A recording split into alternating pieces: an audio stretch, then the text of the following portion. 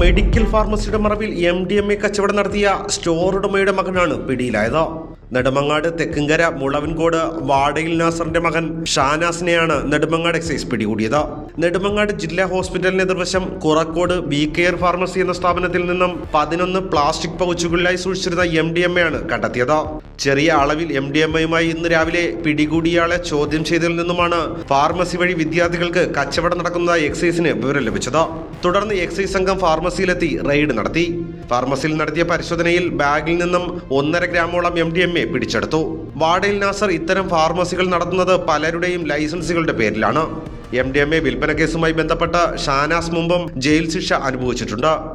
Medical സ്റ്റോറുകൾ വഴി മാരക ലഹരികൾ വിൽപ്പന നടത്തുന്നത് ഏറ്റവും ശിക്ഷാർഹമായ കുറ്റമാണെന്നും ഇത്തരം സ്ഥാപനങ്ങൾക്കെതിരെ ശക്തമായ നടപടികൾ സ്വീകരിക്കുമെന്നും എക്സൈസ് CI സുനിൽ കുമാർ പറഞ്ഞു. 11 പ്ലാസ്റ്റിക് പൗച്ചുകളിലായി ആണ് ഇന്ന് MDMA പിടിച്ചെടുത്തത്. ഈ മെഡിക്കൽ സ്റ്റോർ കേന്ദ്രീകരിച്ച് വിദ്യാർത്ഥികൾക്ക് ഉൾപ്പെടെ MDMA വിൽപ്പന നടത്തുന്നുണ്ട് രഹസ്യവിലും നടത്തിയതിന്റെ അടിസ്ഥാനത്തിലാണ് ഇന്ന് രാവിലെ മുതൽ പരിശോധന നടത്തിയത്.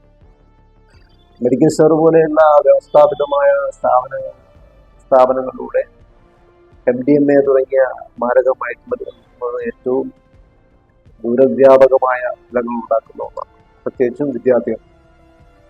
ഇത് സംബന്ധിച്ച് കൂടുതൽ അന്വേഷണം നടത്തി വരുന്നു. നെടുമങ്ങാട് സ്വദേശിയായ ഷംനാസ് എന്ന ആളാണ് ഇത് MDMAയുമായി അറസ്റ്റിലായിട്ടുള്ളത്. ഇയാൾ നേരത്തെയും MDMA വിൽപ്പന കേസിൽ ഈ കേസിന്റെ കൂടുതൽ അന്വേഷണം നടക്കുന്നതായും അദ്ദേഹം പറഞ്ഞു. രാത്രിയും ആവശ്യക്കാർക്ക് വേണ്ടി ഫാർമസി തുറന്ന് സാധനങ്ങൾ കൊടുക്കുന്നത് പതിവാണെന്ന് നാട്ടുകാർ പറയുന്നു. നാട്ടുകാരുടെ പ്രതിഷേധത്തെ തുടർന്ന് ഫാർമസി അടപ്പിച്ചു.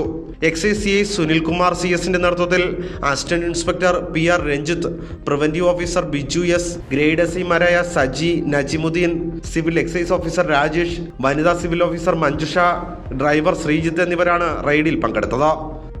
ഭാരത് വിഷൻ, നെടുമങ്ങാട്.